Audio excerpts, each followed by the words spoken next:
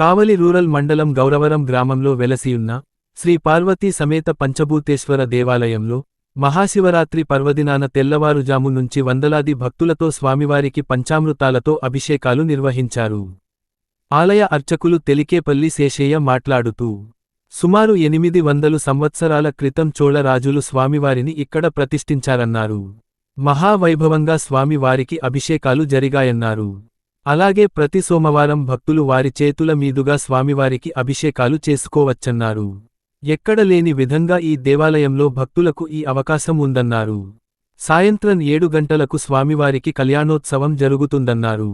వేలాది మంది భక్తులు పాల్గొని స్వామివారిని దర్శించుకుని తీర్థప్రసాదాలు స్వీకరించారు. అనంతరం అన్నదాన కార్యక్రమంలో భక్తులు పాల్గొని అన్నదానం చేశారు.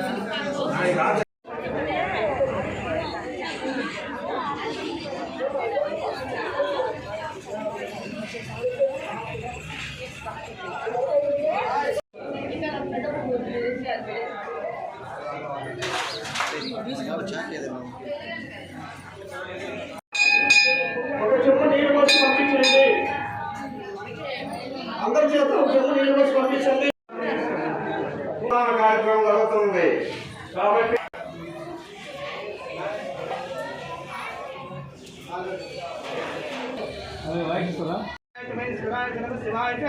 नमः शिवतराय ओम नमो भगवते रुद्राय ओम नमो शंभवे च महे भवे च नमः शंकराय च महे शराय च नमः शिवताराय च ओम अयं गजामहे सुगंधिं पुष्टिवर्धनम् ओर्वागं क्षमृत्यमामृतादो ओम शांति श्री पंचाम రవి ఈరోజు మహాశివరాత్రి సందర్భంగా నెల్లూరు జిల్లా కావలి మండలం గౌరవరం గ్రామంలో వెలసి ఉన్న శ్రీ పంచభూతేశ్వర స్వామి దేవస్థానంలో ఉదయం 5 గంటల నుంచి మహావైభవంగా పంచామృతాలతోటి అభిషేక కార్యక్రమాలు అనేది కొన్ని వందల మంది వచ్చి ఇప్పటిదాకా అభిషేకం చేయడం జరిగింది.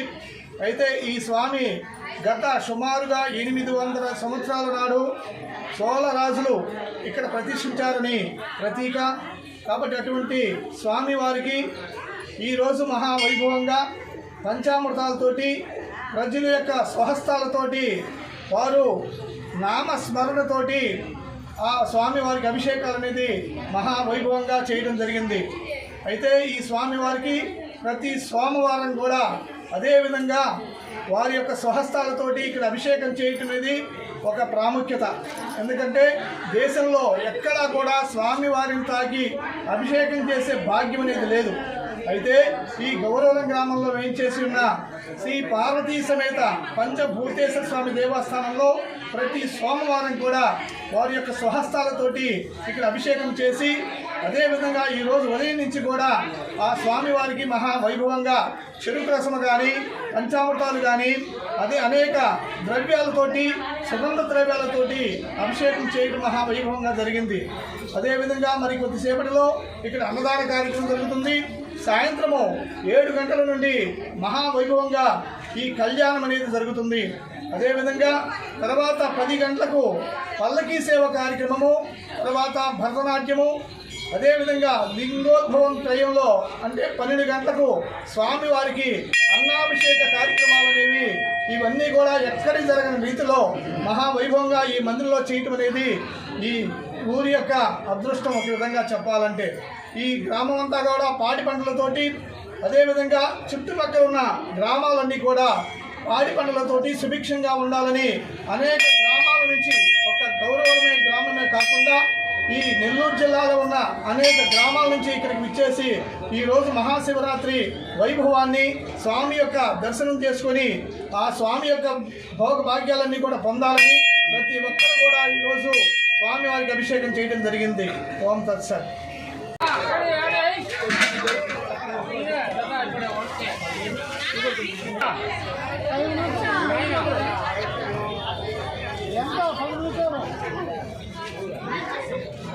లైన్ రావాలా